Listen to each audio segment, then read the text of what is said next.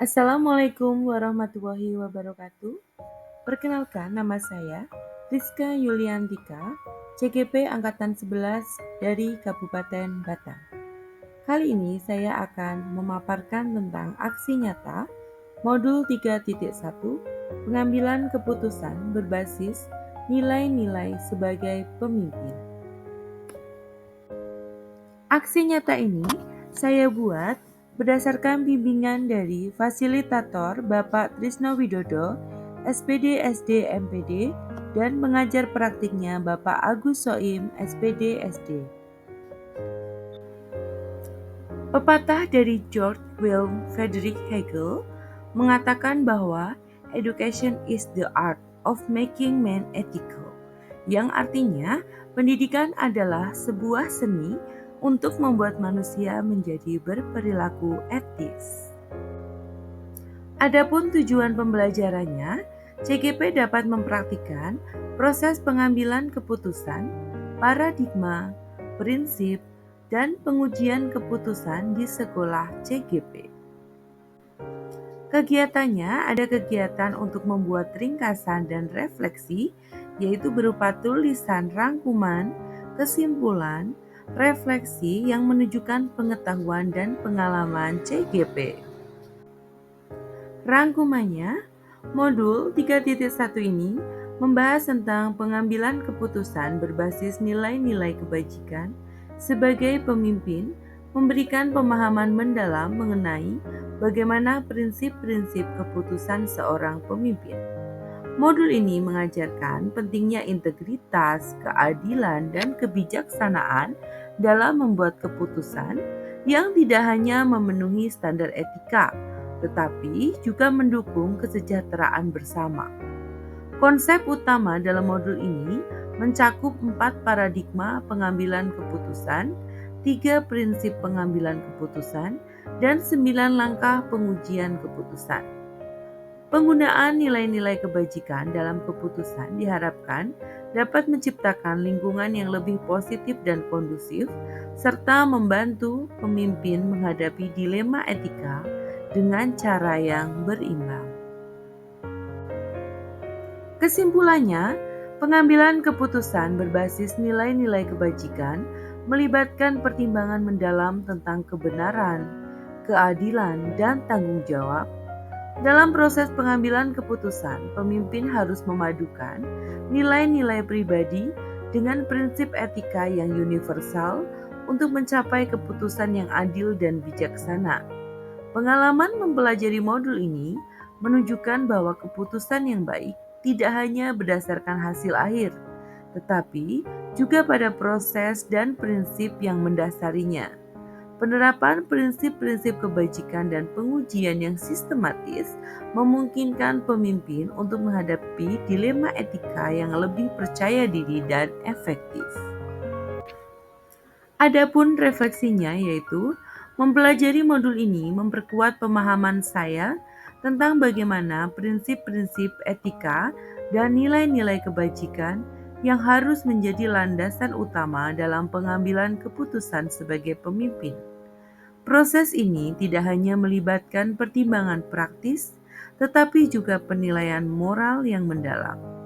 Dengan memahami 4 paradigma pengambilan keputusan, 3 prinsip kunci, dan 9 langkah pengujian, saya kini lebih siap untuk membuat keputusan yang adil dan berkelanjutan. Hal ini juga menekankan pentingnya integritas, empati, dan keadilan dalam setiap keputusan yang diambil, baik dalam konteks pendidikan maupun kepemimpinan.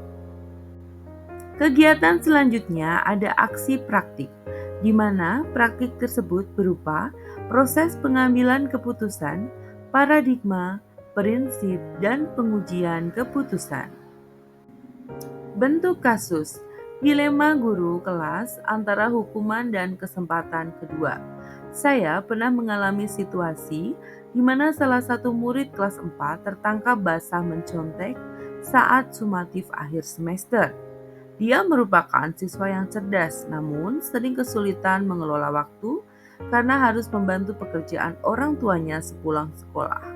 Sebagai guru kelas, saya mengalami dilema yaitu harus memilih antara yang pertama, memberikan hukuman sesuai peraturan sekolah yang bisa berdampak buruk pada nilai dan reputasi murid tersebut.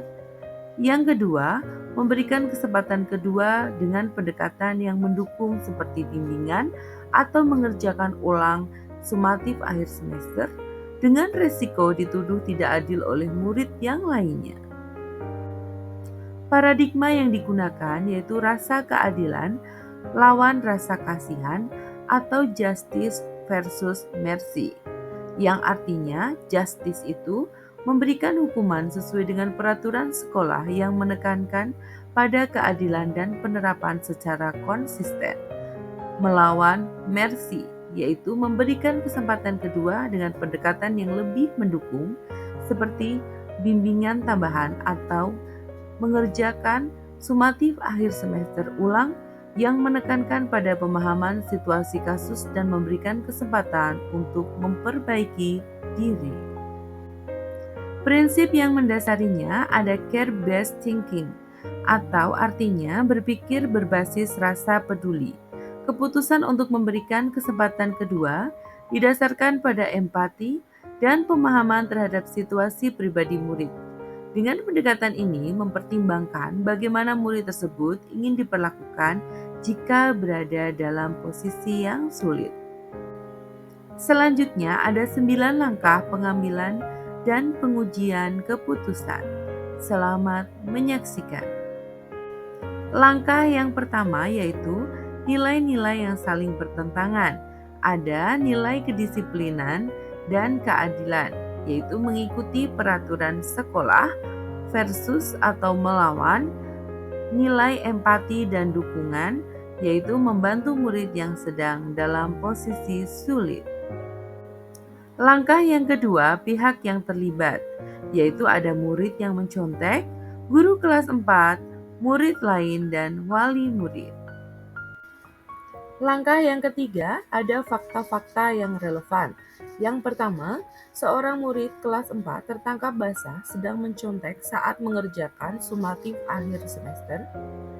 Fakta yang kedua, murid tersebut cerdas tetapi kesulitan mengelola waktu karena membantu orang tua.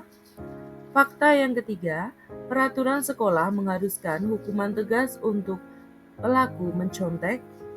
Fakta yang keempat, memberikan kesempatan kedua bisa dianggap tidak adil oleh murid yang lainnya. Langkah yang keempat, pengujian benar atau salah. Ada uji legal, tidak ada pelanggaran hukum, namun peraturan sekolah mengharuskan hukuman tegas untuk perilaku mencontek.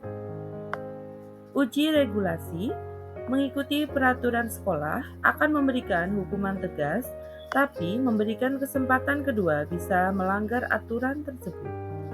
Uji intuisi, memberikan kesempatan kedua dengan bimbingan tambahan akan lebih bermanfaat bagi perkembangan mental murid tersebut.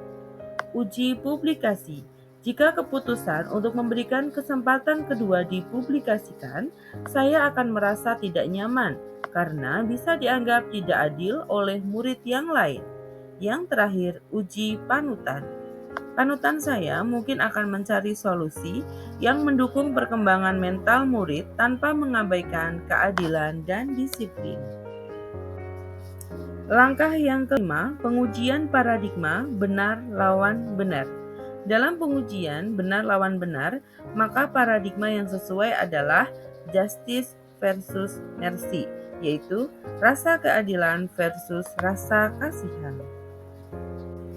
Langkah yang keenam ada prinsip resolusi atau penyelesaian. Berdasarkan 3 prinsip penyelesaian, dilema etika prinsip yang digunakan adalah berpikir berbasis rasa peduli atau care-based thinking. Karena ini melibatkan empati dan memperlakukan siswa seperti yang saya harapkan untuk diperlakukan.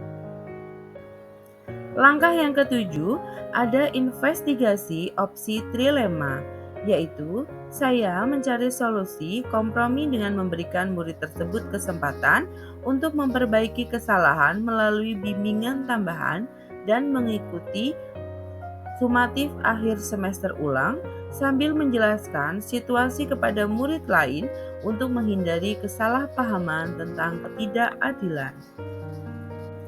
Langkah ke-8, buat keputusan. Memberikan murid tersebut kesempatan kedua dengan bimbingan tambahan dan mengerjakan sumatif akhir semester ulang sambil memberikan penjelasan terbuka kepada murid lain tentang alasan dibalik keputusan ini untuk menjaga transparansi dan keadilan. Langkah yang ke-9 atau langkah yang terakhir, lihat lagi keputusan dan refleksikan. Berdasarkan keputusan yang diambil, maka hal ini memungkinkan saya untuk membantu murid tersebut tanpa mengabaikan naluri keadilan dan disiplin. Saya merasa keputusan ini adil dan mendidik serta sejalan dengan nilai-nilai kebajikan universal. Keputusan ini membantu saya menjadi lebih empatik, pengertian dalam menangani masalah serupa di masa depan, serta menjaga kepercayaan dan transparansi dengan murid yang lain. Evaluasi ketepatan tahapan pengambilan dan pengujian keputusan. Langkah-langkah pengambilan keputusan yang diikuti sudah tepat karena melibatkan identifikasi nilai-nilai yang bertentangan, pihak yang terlibat, pengumpulan fakta, dan berbagai pengujian untuk memastikan keputusan yang diambil adalah etis dan dapat dipertanggungjawabkan. Pertanyaan tindak lanjut. Tidak ada pertanyaan lanjutan karena keputusan yang diambil sudah tepat. Evaluasi ketepatan keputusan yang diambil. Keputusan yang diambil sudah tepat, yaitu memilih memberikan kesempatan kedua dengan pendekatan yang lebih mendukung, seperti bimbingan tambahan atau mengerjakan sumatif akhir semester ulang dengan tetap berkomunikasi secara transparan dengan murid yang lainnya mengenai alasan dibalik keputusan ini, sehingga mereka memahami konteks dan tidak merasa diperlakukan tidak adil. Sekian dari saya ucapkan terima kasih dan jangan lupa bahagia. Salam guru penggerak.